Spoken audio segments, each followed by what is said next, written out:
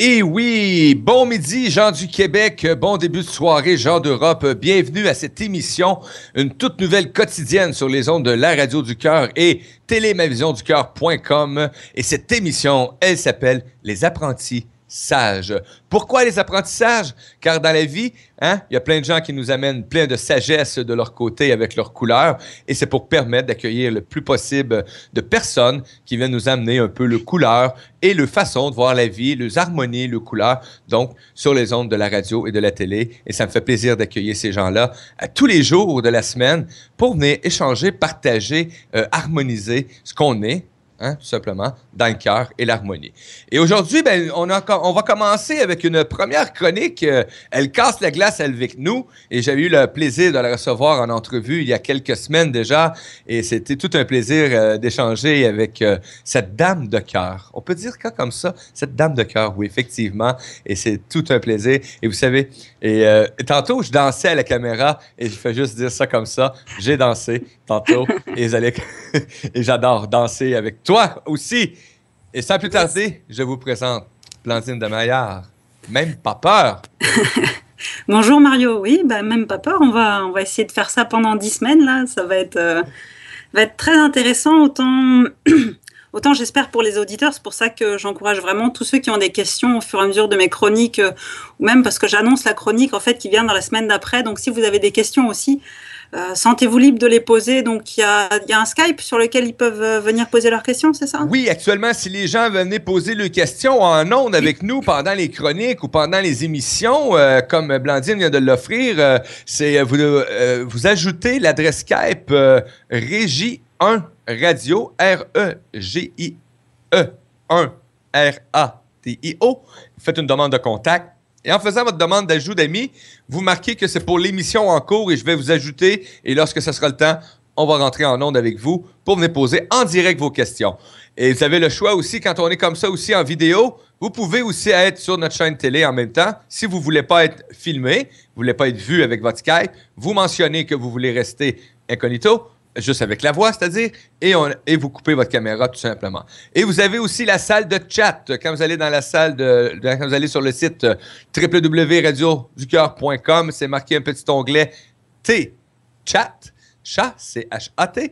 Vous entrez dans la première salle, vous vous inscrivez et vous pouvez échanger avec les gens qui sont assis dans la salle de chat et aussi intervenir par écrit avec les animateurs, les chroniqueurs, les invités. Ça va nous faire plaisir de vous accueillir. Oui, parce que c'est vrai que moi j'aime bien, enfin, même pas peur, c'est vraiment mon mode, j'allais dire quelque part un peu mon mode de vie, c'est-à-dire toujours de se dire, même pas peur, moi je me rappelle, c'est ce qu'on disait quand on était gosse et puis on était mort de trouille, mais qu'on y allait quand même. On y allait quand même, oui, effectivement. Et en fait, c'est pour ça que je vais aborder plusieurs choses dans mes chroniques et notamment aujourd'hui, ça va être le fait d'accepter en fait une opportunité exceptionnelle qui nous est proposée, même quand on ne sait pas forcément comment on va s'y prendre. Et c'est pour ça que justement, moi, je voulais commencer par une citation de Richard Branson qui dit que si on vous offre une opportunité extraordinaire et que vous n'êtes pas sûr de pouvoir le faire, dites oui. Vous apprendrez comment le faire par la suite.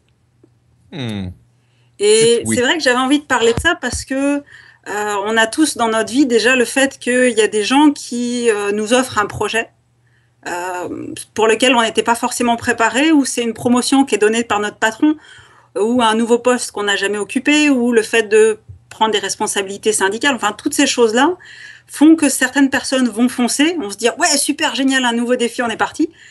Et souvent, quand même, ce qui se passe le plus souvent, c'est que ça a tendance à nous faire reculer parce qu'on ne sait pas si on va réussir, on ne sait pas si on a les compétences. Et moi, c'était en fait, c'est un clin d'œil que je fais cette chronique-là aujourd'hui parce que aujourd'hui, c'est ma première chronique radio.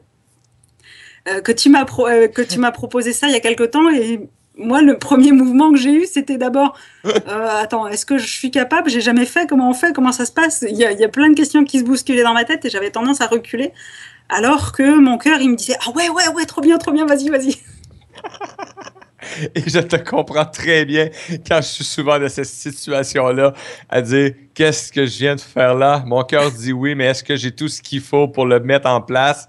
Et vous savez quoi? Ça marche des fois à l'occasion, souvent, quand c'est bien aligné.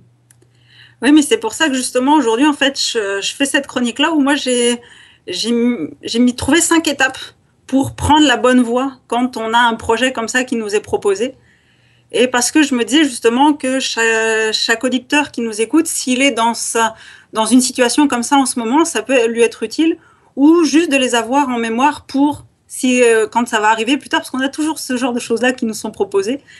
Et donc je vais proposer ces 5 étapes-là, je vais détailler un petit peu, et surtout, en fait, s'il y en a qui sont en voiture ou s'il y en a qui écoutent et qui n'ont pas les mains libres, je vais proposer à la fin de l'émission de pouvoir aller sur un lien où je vais vous permettre de télécharger un petit PDF que j'ai fait, où il y a les 5 étapes qui sont reprises. Comme ça, vous aurez tout ce qu'il vous faut après pour garder ça sous le coude, pour le moment venu ou pour la situation actuelle, suivant la situation dans laquelle vous vous trouvez.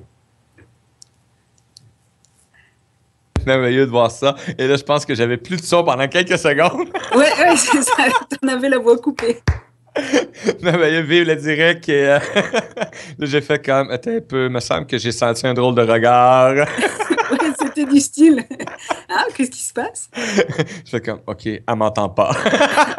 C'est ça, j'avais l'image, mais pas le son. Donc, et ça, j'ai vraiment hâte de découvrir ce que tu vas nous apporter dans ces chroniques-là. Blandine, ça va être quelque chose de merveilleux. Et ben moi, j'accueille toutes ces couleurs-là et c'est quelque chose d'extraordinaire. Et on invite les auditeurs et les auditrices à venir participer à ces émissions. Oui, vraiment. Car c'est la nourriture pour nous, tout simplement. Bah oui, parce que si on est juste à parler tout seul devant le micro, c'est pas drôle. À moins qu'on fasse un monologue. Ouais. Donc, tu vas nous amener de même comme ça des contenus, des sujets, des prises de conscience un peu en même temps aussi. Oui, et puis à chaque fois, je vais essayer de produire un petit contenu écrit pour que les gens puissent avoir ça sous le coude après, parce que quand on entend, on dit oh, j'espère, on dit c'est bien, ah ouais, c'est intéressant tout ça, mais après on est là, ouais, mais attends, c'est quoi ce qu'elle a dit déjà l'autre jour? Ou ce qu'il a dit, on va à une conférence, on écoute une émission de radio et le lendemain, déjà, on en a oublié plein. Donc c'est vrai que je me disais qu'un petit support écrit, ça pourrait être sympa. Effectivement. Donc, ça va être merveilleux. J'aimerais remercier les gens qui sont à l'écoute, qui sont aussi dans la salle de chat. Karine, Passadine, qui sont présents. On a aussi les auditeurs qui sont en ondes. Gênez-vous pas. Vous pouvez venir nous rejoindre sur la salle de chat. Vous pouvez aussi, je vous l'ai dit tantôt, via Skype et aussi via la page YouTube. Venir passer des commentaires, questions, etc. Plusieurs façons de nous rejoindre actuellement pour venir en direct avec nous et jusqu'à temps que quelqu'un intervienne, vous savez, avec le temps, les gens vont venir échanger avec nous, j'en suis convaincu. Ça va tellement nous faire plaisir de vous accueillir en plus. Ça va être extraordinaire. Ouais, plus on est de fous, plus on rit. Moi, je dis. Ah, moi j'adore ça. Hein? Une gang de fous ensemble, ça fait bien des foleries. Alors, si on est parti pour la première étape, moi, justement, c'était ce que je conseille, c'est d'abord de ressentir le premier mouvement de notre cœur quand on nous propose ça. Par exemple, quand toi, tu m'as proposé l'émission de radio, la question avant de laisser le cerveau commencer à nous paralyser, toutes ces choses-là, il faut d'abord se poser la question, c'est quoi le premier mouvement de mon cœur? Est-ce que je suis excitée par l'idée de faire partie de ce projet-là ou pas? Effectivement. Et ça, c'est déjà une première réponse, c'est-à-dire qu'il faut... Ah, il faut, ça m'énerve ce mot-là, mais parce que il, en fait, on ne sait jamais qui c'est. C'est il faut, mais tu obéis à un ordre, mais c'est qui, tu sais pas. Je faut. C'est ça. Et le truc, c'est que restons à l'écoute du premier mouvement de notre cœur et débranchons le cerveau. C'est-à-dire que quand on débranche son cerveau, là, c'est pas qu'il y a un encéphalogramme plat, c'est que dans ce cas-là, on est capable de se brancher sur notre cœur et c'est lui qui va nous dire qu'on est heureux. Ouais. Parce que quand on vit quelque chose, c'est pas le cerveau qui va intellectualiser et dire ah, je suis tellement heureux. Non, il va dire ah ouais, il va dire éventuellement ouais, c'est bien, c'est ça que j'avais voulu depuis tout le temps, etc. Éventuellement, mais c'est le cœur qui va nous dire si fondamentalement on est heureux ou pas. Donc déjà de base, quand on nous propose un projet, c'est est-ce que mon cœur, il a envie d'y aller ou pas. Après, le fait que, mettons, ça permette de gagner de l'argent, d'avoir de la notoriété, d'étendre son expertise ou quoi que ce soit, ça doit être secondaire. Parce que de toute façon, si le cœur n'y est pas, ça ne fonctionnera pas à un moment donné, on va se retrouver perdu, on va se retrouver frustré. Donc, c'est vraiment l'essentiel de base, c'est le cœur. Et souvent, on a tendance à laisser la raison parler. alors que c'est pas elle qui devrait parler pour les grandes décisions. Parce que bon, une chronique radio, je sais pas si on peut appeler ça une grande décision dans ma vie, mais en tout cas, c'est clair que... C'est des grandes décisions, j'en suis convaincu. D'accord, ok, mais je sais, mais justement, moi je sais pas, c'est-à-dire que j'ai accepté ta chronique radio, je sais absolument pas à quoi ça va m'amener, puis en même temps, m'en fiche, parce que j'avais envie de le faire, j'ai envie d'offrir ce que j'ai à offrir, puis on verra bien ce qui se passe. Oui, amener ta magnifique couleur sur les ondes d'une chronique comme ça, c'est extraordinaire. Et quand tu as dit je m'en fiche, je sais pas ce qui va arriver, mais moi j'avais comme expression tout de suite, et tu dois t'en douter, même pas peur.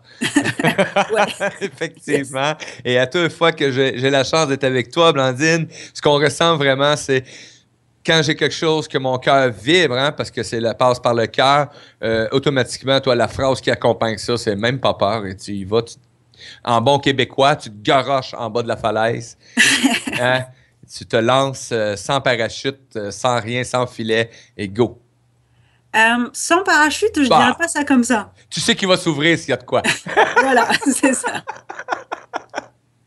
Pas suicidaire non plus, hein. C'est même pas peur, mais après, c'est pas quand même, là. Parce que justement, quand je dis pas suicidaire, c'est par exemple la deuxième étape, c'est de savoir qui est-ce qui vous le propose, ce projet-là.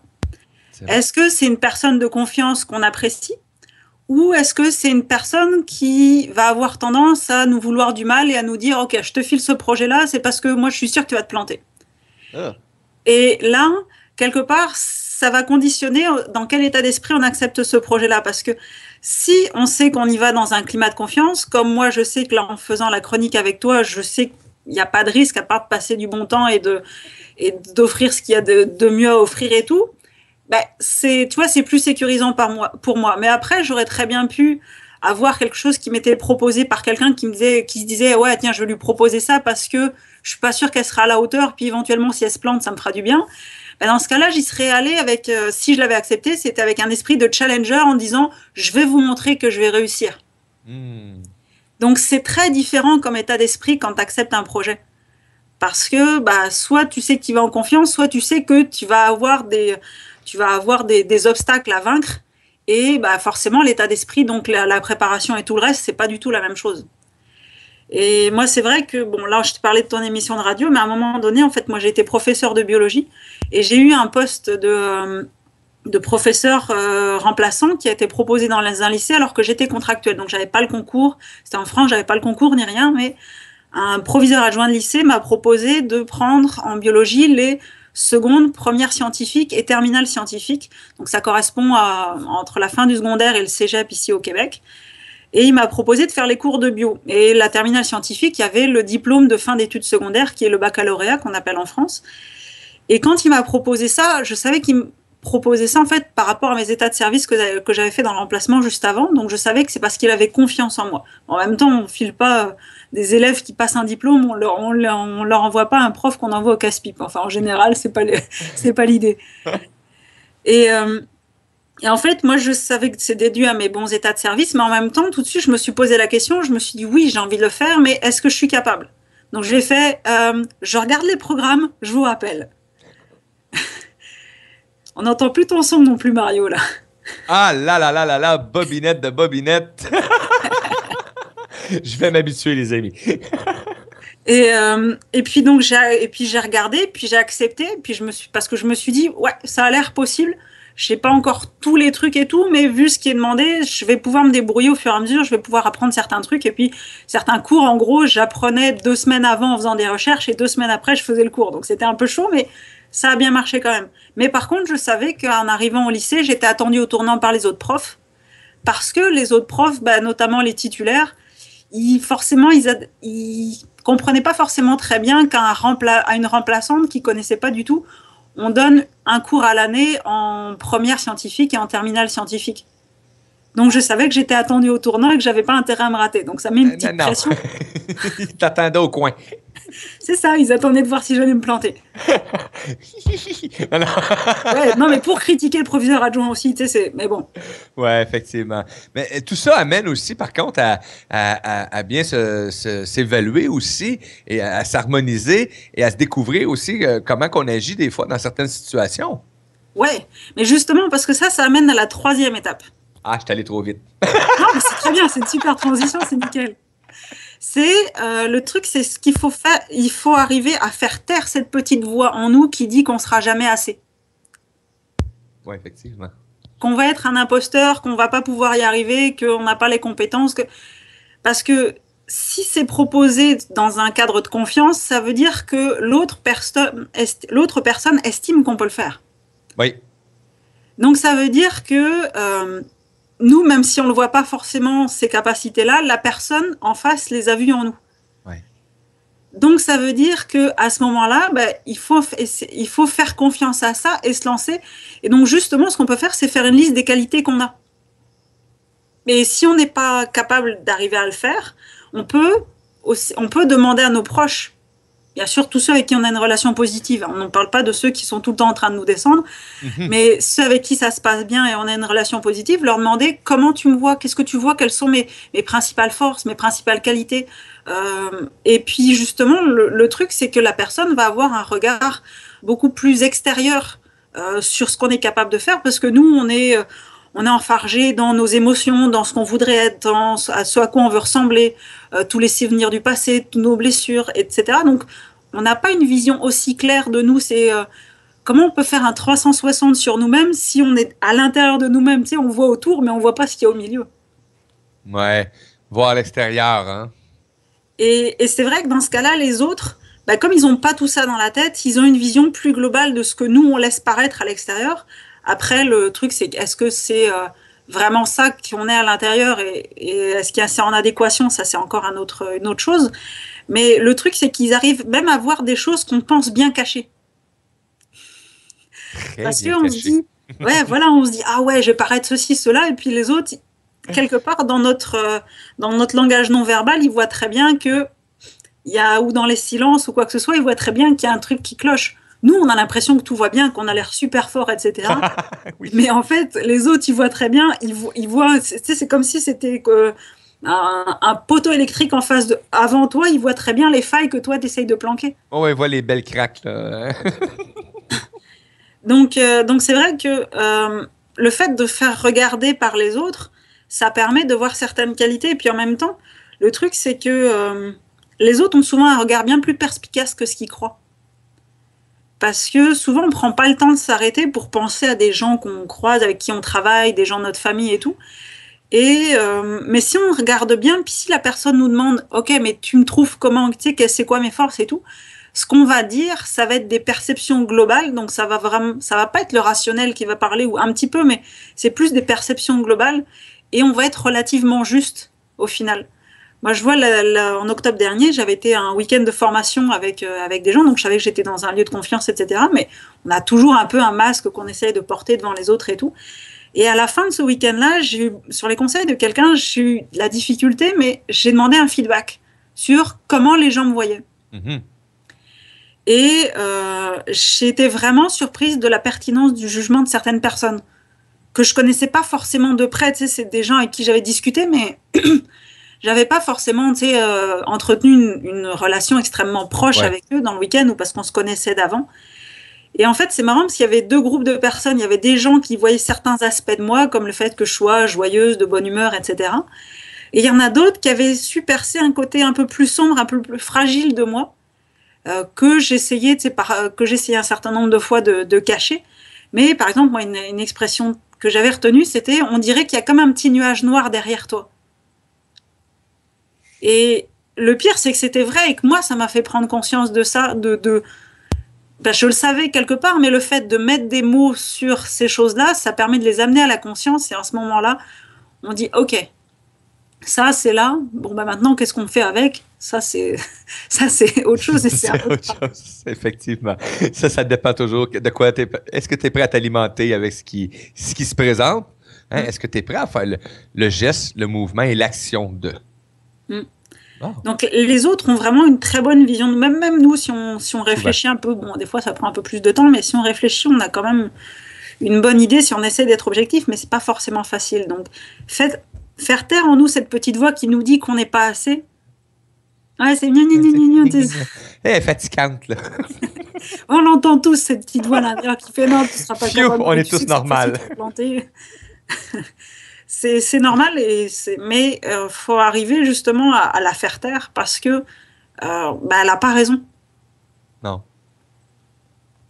Après, la quatrième étape, c'est de rebrancher son cerveau pour planifier les petites étapes qui vont nous conduire à réaliser ce fameux projet-là. Ah, on aime ça de mettre de la structure. Bah oui, de temps en temps. Donc, tu as débranché ton cerveau pour écouter ton cœur, pour dire j'y vais ou j'y vais pas. Et là, tu rebranches ton cerveau pour planifier les petites étapes qui vont t'y conduire. Oui. Parce que, bon, c'est bien d'écouter son cœur, mais au bout d'un moment, il faut quand même aussi le parachute dont on parlait tout à l'heure. Il faut l'ouvrir. Voilà, il faut l'ouvrir, faut voir un petit peu de sécurité avant. Déjà, tu t'assures que ton parachute, il n'est pas emmêlé dans la sacoche. Que tu n'as pas oublié de le mettre. Ouais, ou que tu n'as pas ton cochon d'Inde qui a rogné les lanières, ou des choses comme ça peut être utile. Effectivement, oui. Et en fait, c'est à ce moment-là que, justement, on peut demander des conseils, on peut poser des questions. Et toute cette vulnérabilité-là qu'on a tendance à pas vouloir montrer, en fait, c'est une force. Et j'en reparlerai dans une prochaine émission, là, de la fameuse vulnérabilité qui est en fait une force. Mais le fait de vouloir avoir l'air de toujours tout savoir, c'est un signe de faiblesse parce qu'on a l'impression que si on ne sait pas tout, on va paraître comme faible. Ouais. Or, en fait, c'est pas ça. On a tous eu, je pense que là, on est tous d'accord, on a tous eu un patron qui croyait tout savoir et puis qui en fait savait pas du tout faire son boulot, et puis c'était nous qui disions non mais attends, il a juste rien compris, il est en train de balancer des ordres, il sait même pas de quoi il parle.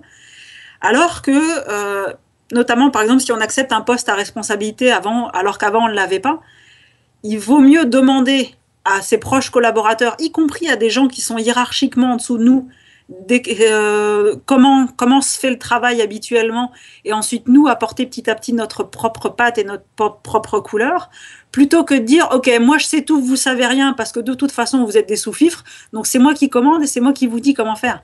Si les gens ils sont là depuis 5, 10, 15 ans au même poste qui est hiérarchiquement en dessous de nous, ils vont nous regarder et puis ils vont bien rigoler. Enfin, en face de nous, ils vont faire oui, oui, et puis derrière, il va y avoir des bruits de couloir pas possibles parce que de toute façon. Long du passage. Ouais, non, mais je veux dire, c'est tellement une faute qu'on commet souvent quand on veut commencer à prendre le pouvoir, de se dire ok, c'est moi le boss, donc c'est moi qui dois tout savoir et je peux pas montrer que je sais pas. Non, c'est plutôt un aveu d'intelligence de montrer qu'on sait pas. Oui, effectivement. Et c'est mieux, justement, quand on ne sait pas, de ne pas donner une réponse qui est n'importe quoi. Ah ben, clairement. Parce que ça peut avoir des conséquences, pas juste sur notre vie, ça peut avoir des conséquences sur d'autres personnes aussi en même temps. Absolument. Et c'est pour ça que j'adore la phrase d'Einstein qui dit « Pose ta question, tu seras idiot une seconde, ne la pose pas et tu resteras idiot toute ta vie. » Effectivement. Et c'est vrai que faut aussi reformuler, quand l'autre nous répond, il faut aussi reformuler pour vérifier qu'on a bien compris. Parce que si on n'a pas bien compris, c'est dommage, parce qu'on a posé la question, mais la réponse ne nous sert à rien. Donc ça veut dire qu'il faut être capable de reposer la question si besoin. Donc, quelque part, encore de montrer de la vulnérabilité en admettant que non, on n'a pas compris. Et ça, c'est pas facile, parce que souvent, déjà, on ne veut pas poser la question. Mais en plus, s'il faut reposer la question pour montrer qu'on n'a pas compris, là, il faut être sacrément droit dans ses bottes et se dire, OK, on est parti, on y va. Donc, c'est vrai que c'est pas facile. Moi, j'ai déjà fait un congrès, etc. Waouh, tu te dis, tout le monde va me regarder bizarrement. En fait, finalement, non, parce que quand j'ai discuté avec d'autres gens qui étaient à la fin, parce que j'étais allée dans un truc de conférence en neurobiologie, puis voilà, le gars parlait avec des termes tellement techniques que je comprenais pas, mais sauf qu'à la fin, quand j'ai posé la question aux autres gens qui étaient en neurobiologie, alors que moi, j'y étais pas, eux aussi, ils avaient de la misère à comprendre le gars. Donc finalement, c'était pas de moi que venait le problème, quoi. Non, mais de vraiment s'aligner avec tout ce qu'on est et de ne pas accepter n'importe quoi non plus. Hein? Puis dans ce que tu as amené tantôt aussi, ce que j'ai plus ressenti, c'est tu sais, quand on dit la petite voix là, qui est là, hein, c'est juste parce que souvent la peur de déplaire, le manque de confiance, tu sais, on parle de peur, hein, et les peurs, quand on sait très bien qu'il y a des petites phrases qui déterminent hein, ce mot-là, hein, la peur est un obstacle au bonheur. Oui. Yes. Oui, effectivement. Mais qu'est-ce qu'on fait après ça, hein, avec nos peurs. On sait qu'on n'est pas heureux avec, mais la plupart du temps, ben, ils sont très bien ancrés parce qu'ils ont été de façon, des fois, imaginaire, réelle dans nos vies pour nous. Yes, bah ça on en reparlera des peurs dans une prochaine émission, ça c'est clair, c'est certain. Ah, même pas peur, hein. Même pas peur. Et la 5e étape, c'est justement se lancer et faire de son mieux. Parce que justement, bah, y a des apprentissages qui sont plus durs que d'autres parfois, mais c'est ceux qui nous font progresser le plus. Parce que quand on réussit, bah, c'est cool, ça veut dire que tout va bien. Mais c'est juste que dans ce cas-là, on se repose, on n'est pas en train d'apprendre. Si ça réussit, c'est que tout va bien, impeccable. Mais le truc, c'est que faire de son mieux, ça permet de faire taire ce petit juge intérieur qui est à l'intérieur de nous et qui nous dit « Ouais, mais t'aurais dû faire comme ci ou t'aurais dû faire comme ça. » Et moi, je sais que quand il y a ça, je dis à mon juge intérieur, je lui fais, excusez-moi de l'expression, mais je lui fais « Ta gueule !» C'est bon. je dis « C'est quoi? Ta gueule, j'ai fait de mon mieux. » Ok, bien sûr, dans l'absolu, ça aurait pu être bien mieux comme ci ou ceci ou cela, mais là, j'ai fait de mon mieux, donc fous-moi la paix, on verra ça la prochaine fois. C'est en plein ça. Fous-moi la paix, la prochaine fois, on fera mieux. Ah, mais clairement. Et puis, de toute façon, tu sais, c'est comme les autres qui te disent « Ah oui, mais t'aurais pu faire comme ci ou comme ça. » Ouais, non, mais là, j'ai fait de mon mieux. Arrête de m'embêter en me disant « T'aurais pu faire comme ci et tout. » Ok, je prends en compte tes remarques, on verra pour la prochaine fois. Mais pour aujourd'hui, j'ai fait de mon mieux, point. Effectivement. Et c'est vrai qu'à la fin, on peut dire « Oui, mais si c'est un échec. » Parce que se lancer dans un projet comme ça, on peut dire « Est-ce que c'est un échec ?» S'il n'y a jamais c'est un échec, est-ce que ça valait le coup de se lancer? Moi, j'adore la phrase de Mandela qui dit « Je ne perds jamais, soit je gagne, soit j'apprends. » Effectivement, oui, Mandela. Oh, quel personnage. Et le truc, c'est que voilà, un échec, c'est simplement une vision erronée de la chose, puisque de toute façon, quand tu as fait ça, même si ça n'a pas donné le résultat que tu voulais, tu as eu une expérience, tu as eu des choses que tu as acquises à ce moment-là. Et donc après, c'est à toi de voir comment tu utilises cette expérience-là, soit pour recommencer en faisant mieux, soit pour te dire, finalement, je change de voie. Donc c'est vraiment le plus important, c'est ce chemin parcouru-là. On a toujours tendance à se dire, oui, mais je veux pas y aller parce que je vais me planter. Non, c'est vas-y, tu verras bien ce que ça donne. Et si jamais ça donne pas le résultat escompté, au moins tu auras engrangé des expériences, des connaissances, un chemin de vie, une évolution, et ce qui fait que tu seras quelqu'un de différent, tu auras évolué par rapport à ce que tu étais au départ, et peut-être, et même sûrement, que ça va te conduire vers autre chose. Oui, d'amener tous ces petits... on le dit souvent, hein, un échec, c'est pas une défaite. Souvent, c'est juste un bon apprentissage pour apprendre à se relever et à mettre de nouveau en place de façon plus harmonieuse aussi. Yes. Donc, si je reprends les 5 étapes, petit résumé. Première étape, on débranche son cerveau et on écoute son cœur. Deuxième étape, on voit qui est-ce qui nous le propose. Ça va conditionner si on est dans un climat de confiance ou si on y va plutôt en tant que challenger. Troisième étape, faire taire la petite voix paralysante qui est à l'intérieur de nous qui nous dit qu'on n'est pas capable. Quatrième étape, rebrancher son cerveau pour planifier, mais aussi poser des questions et demander conseil autour de nous aux gens qui savent. Et ensuite, cinquième étape, se lancer puis faire de son mieux. Et dans tous les cas, quel que soit le résultat, c'est plus le chemin parcouru qui est important plutôt que le but, même si dans notre société en général, actuellement, on met plutôt en avant le but plutôt que le chemin parcouru. Effectivement. Et donc, c'est vrai que là, voilà, j'ai parlé de ça aujourd'hui. On part d'un projet fou qui est donné par quelqu'un d'autre. Mais le projet fou, il peut aussi être donné par nous-mêmes. Oui. Quand c'est notre petite voix intérieure qui nous dit « Hey, ça serait tellement cool de faire ça !» Et voilà, en général, c'est compliqué parce que notre cerveau, il met des barrières et tout et tout. Et puis, on se dit « Non, c'est pas possible, je suis pas capable. » Enfin, tout ce qu'on vient de dire là. Et donc, justement, moi, c'est la prochaine chronique, en fait, que je vais faire. Ça va être comment est-ce qu'on fait pour réussir un projet qui paraît impossible ou complètement fou. Que ça soit quelque chose qui prenne une certaine place dans notre vie ou quelque chose qui nous fasse complètement changer de vie. Parce que c'est important, ça fait peur, ça pose des questions. Donc justement, s'il y a des gens qui sont dans ce cas-là en ce moment, posez-moi vos questions d'ici à la prochaine émission. J'essaierai d'y répondre à l'intérieur de ma chronique parce que c'est des choses qui font très peur. Moi, j'ai changé de vie à un moment donné complètement. Je suis passée de professeur de biologie en France avec un statut qui était, j'étais contractuelle, mais bref, il y avait quand même du travail. Et j'ai fait une année sabbatique, j'ai recommencé mes études, donc changement de vie, j'ai déjà connu un peu, puis je m'intéresse au sujet, donc posez-moi vos questions. Et puis ça me fera vraiment plaisir d'y répondre au travers de ma chronique de la semaine prochaine.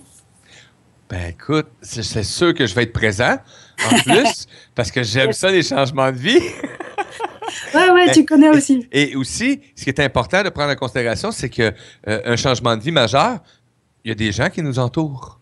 Et il faut apprendre aussi à bien harmoniser tout cet entourage-là. Et la plupart du temps, pour moi, en tout cas par expérience, c'est là que j'ai eu les plus gros obstacles à mon changement. Ah ben ça, c'est clair. Ça, c'est sûr que chacun le vit différemment, parce que nous, on vit ça à l'intérieur et on projette ça à l'extérieur, mais après, les autres, ils en font quoi de tout ça? Ils en font ce qu'ils sont capables d'en faire au moment présent. Hey, merci beaucoup, Blandine. Écoute, on te découvre de même à chaque semaine et c'est merveilleux. Et je vais juste donner le lien vers le petit PDF, Oui. Justement, que je propose. Alors, ça va être https. https. Yes. lc.cx.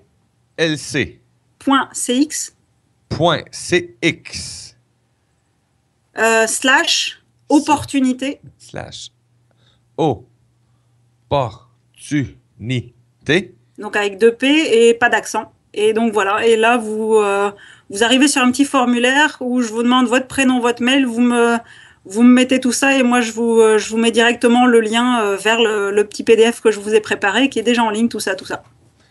Merveilleux. Donc, on l'a mis sur la salle de chat. On va le mettre aussi sur les réseaux sociaux, sur nos pages Facebook. Et merci beaucoup, Blandine. C'était un plaisir.